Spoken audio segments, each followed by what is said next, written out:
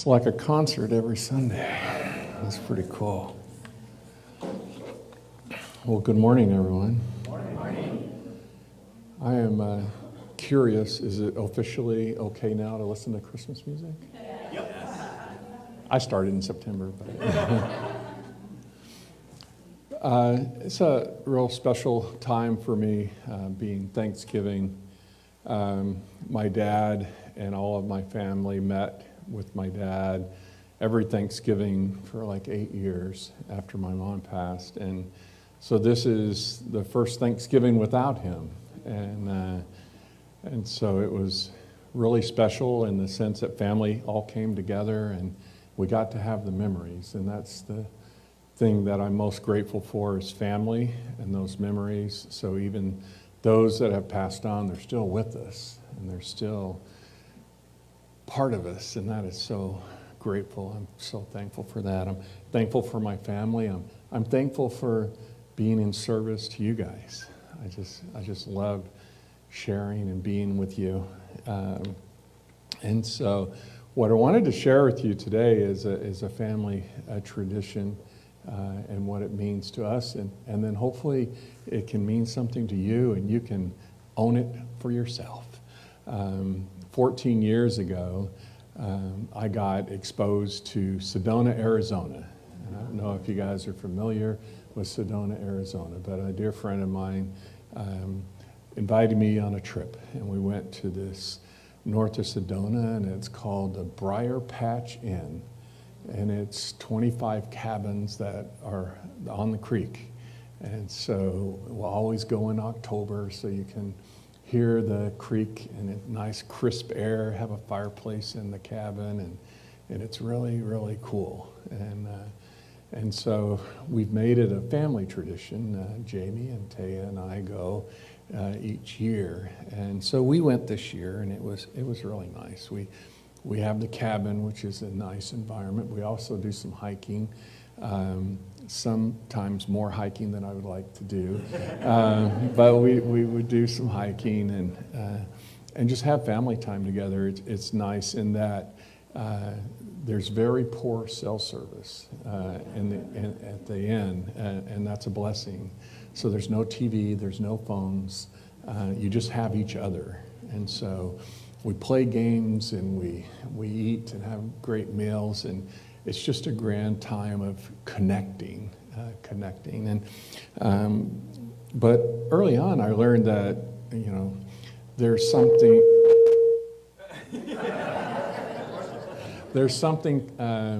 unique about Arizona in that they have what they call vortexes, and that's what I wanted to talk about you today. And so on Saturday of our trip, we went to the airport Mesa. And hundreds of people come to the airport Mesa and park and go out on this area to watch the sunset. And it's just magical to watch the sunset and the red rocks turn redder and the sun dipping down behind the red rocks. It's just quite an experience. But near that is a vortex. There's actually a gazillion vortexes in Sedona, but they have 4 that are what they call their famous ones. There's the Cathedral Rock, and there's Bell Rock, and there's Airport Mesa, where we watch the sunset, and Boynton Canyon. And it's interesting that they've kind of dove into this energy source. And so they said there's masculine energy and there's feminine energy, and some of the vortexes have both. So on the feminine, it's receptive, calming, inward focus. And on the masculine side, it's energizing and action-oriented. And so just think of those verbs there. And do you get energized just hearing what they were? And you're not even in Arizona. And so what they call a vortex is a focal point of powerful earth energy. There's an energy concentration in the vortex. There's healing and transformation there. And there's also a heightened awareness. So people travel from all over to go visit the vortexes and have this experience. And Sedona will even let you buy tours to go to the vortexes. And there's people there that actually do meditation and just help you get the most out of the experience. But the nice part about it is that when you go there, you're expecting greatness. You're expecting to be around calm and peaceful people. There's a rumor that people are always nice when you're in Sedona. And that's the case most of the time. There's a good frame of mind there. There's good peace. There's good connection.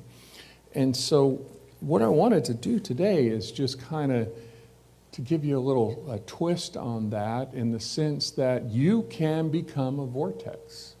How many of you think you're a vortex today? Okay, a few, good. And so it's easy to use the words of, how do I become a vortex, or how do I experience being a vortex? Well, there's some steps. There's always steps. There's always a how-to. There's always, let's check this out and give me something to do so that whenever I get to the end of it, I've arrived.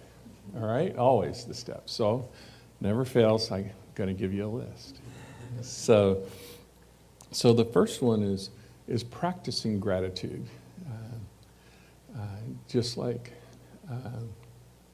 we heard in the prayer, that gratitude should be a year-round event. And I would want to even modify that more to say that gratitude is a constant event.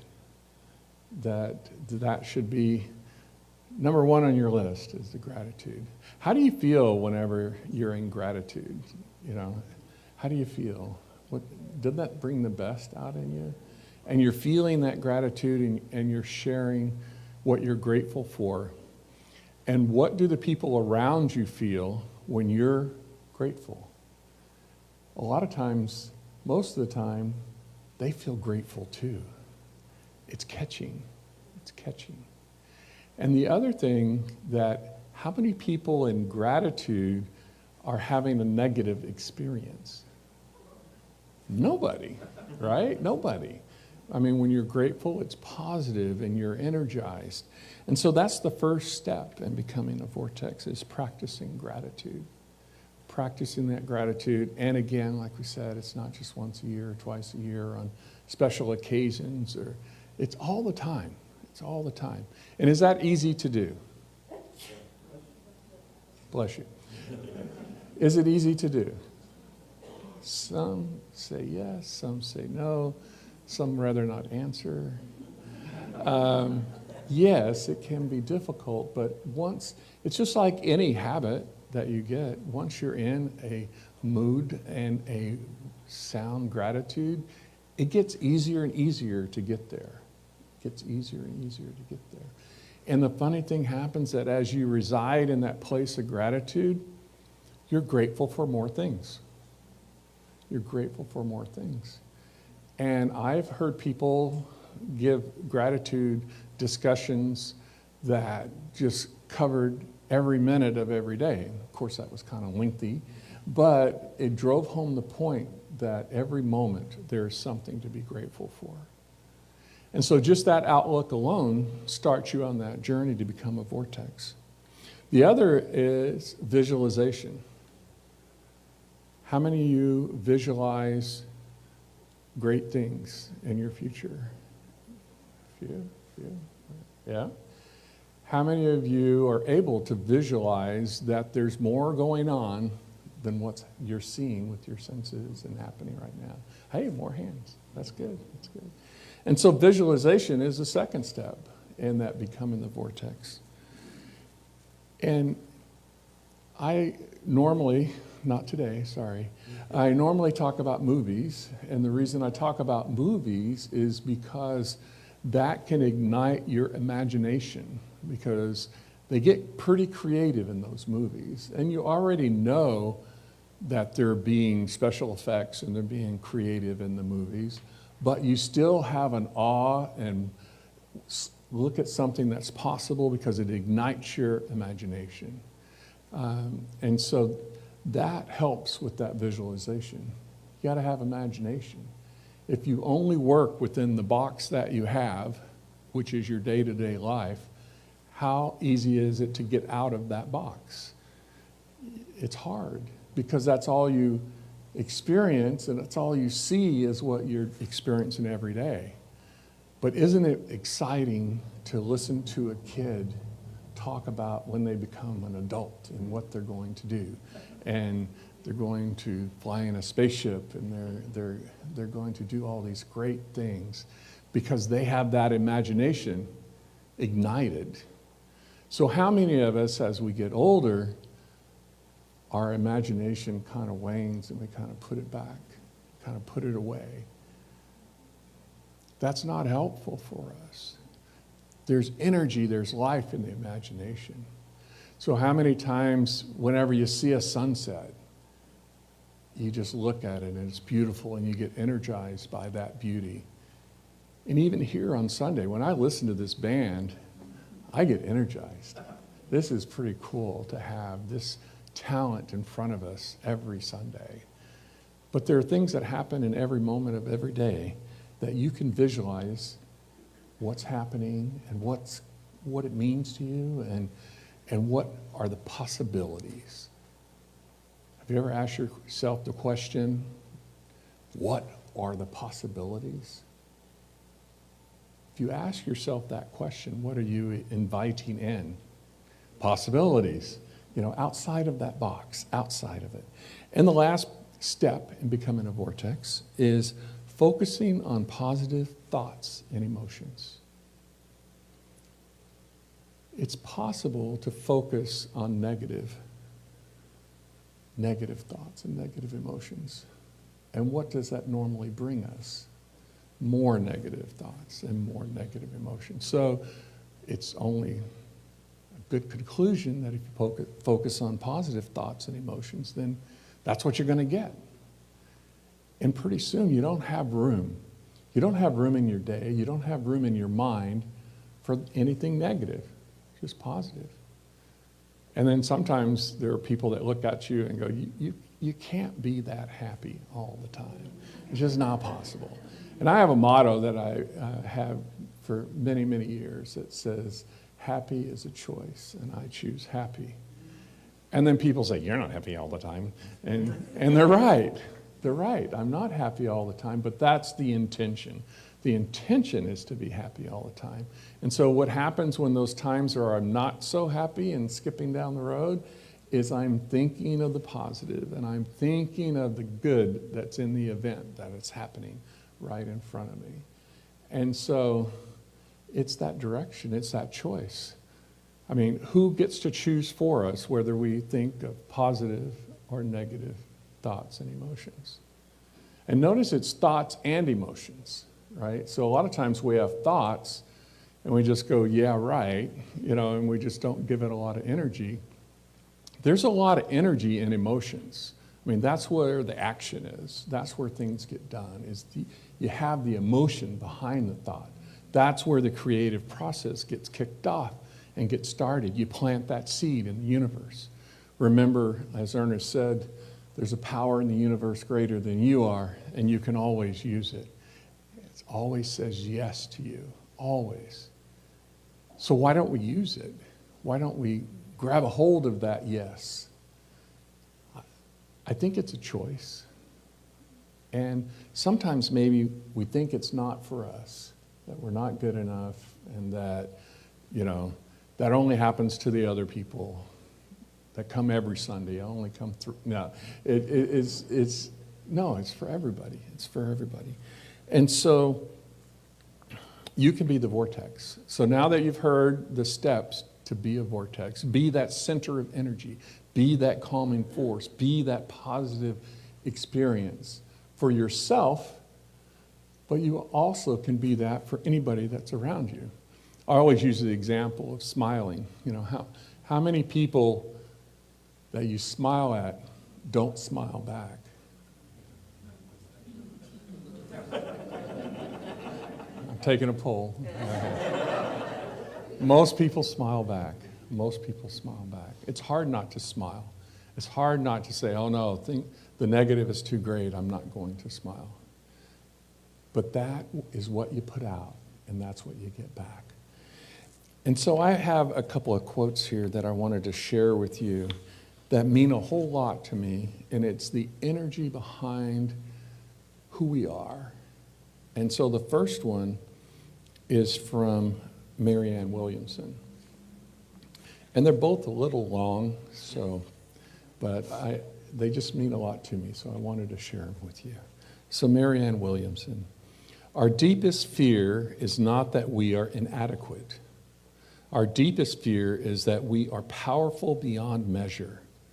It is our light, not our darkness, that most frightens us. We ask ourselves, who am I to be brilliant, gorgeous, talented, and fabulous? Actually, who are you not to be? You are a child of God. Your playing small does not serve the world.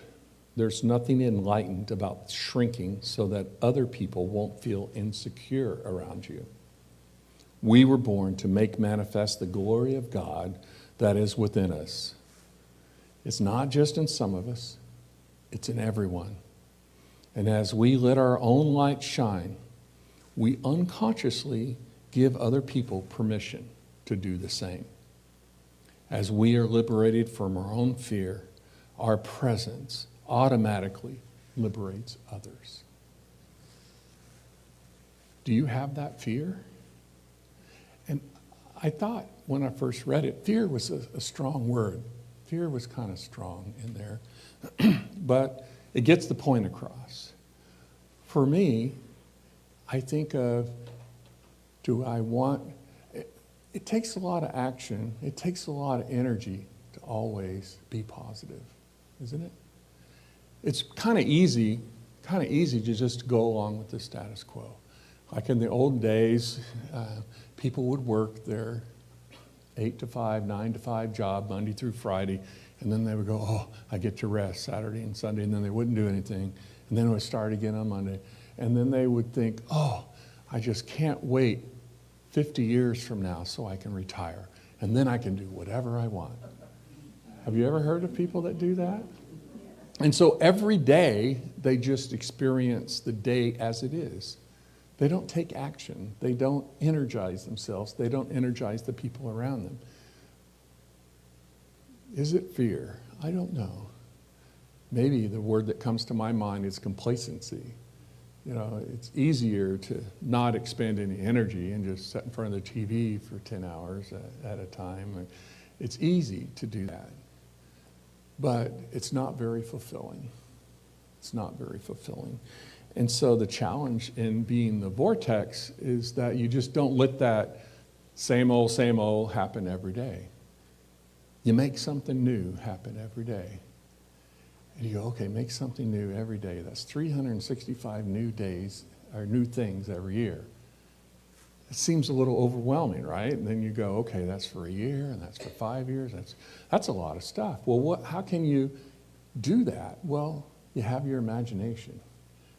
Your imagination makes it possible. And if you have an attitude that you're always looking for something positive, you're always looking for the positive in what's happening around you, it's kind of easy to find those things to do. It's kind of easy.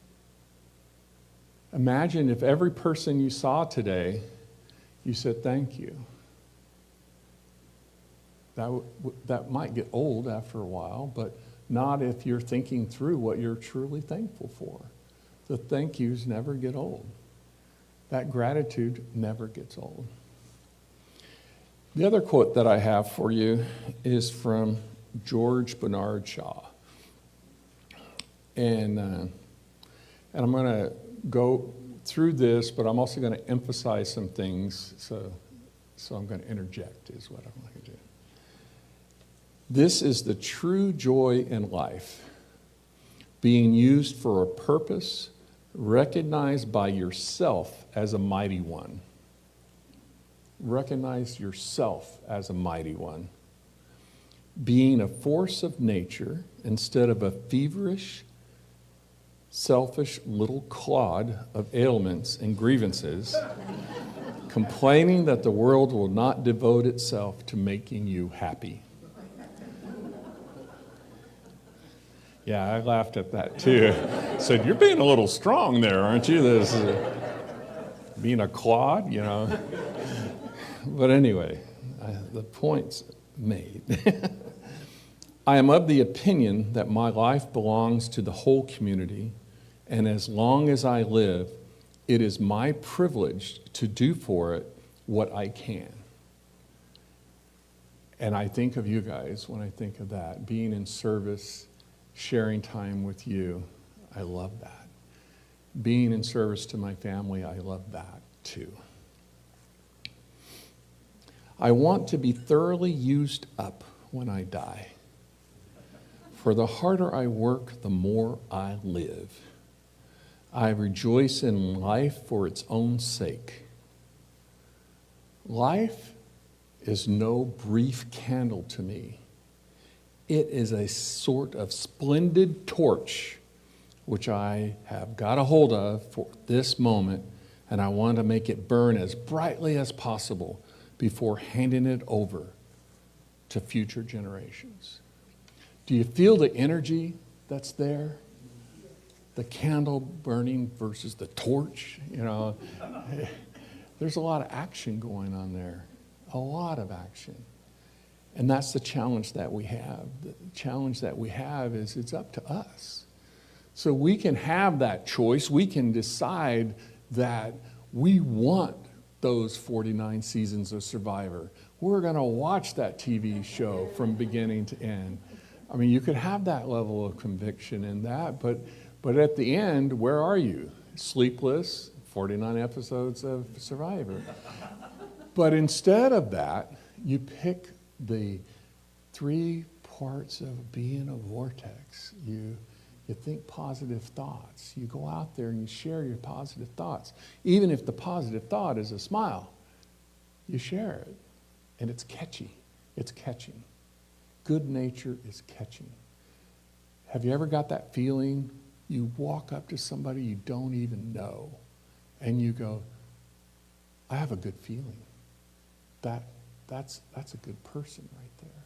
Just from feeling. Have you ever had that? Or even if you have a conversation, you end the conversation and you go, wow, that was special, talking with that person. So my challenge to you today is to be that person, to be that vortex. Be that person that thousands of people come to because they know that they're going to have a good experience when they're around you, that you're demonstrating being positive, that you know you have that divine spark of God within you, and you know it's there to share, and you're willing to share it. So a lot of us in this teaching, we get the point that we have that divine spark of God within us. But then the second step is sharing it. The second step is sharing it. And that's what we need to do. We need to share it. We need to share it with each other, but not just those that are here today. We need to share it with the people at the grocery store. We need to share it with our family. We need to share it with everybody that we come in contact with. And in turn, we get that energy back. And guess what? We're not a candle anymore. We're a torch. A torch. The energy behind the torch. The energy behind being positive. I am definitely so grateful for each one of you, and I'm grateful for being able to share this with you. And I hope that each of you decide today to be a torch and not a candle.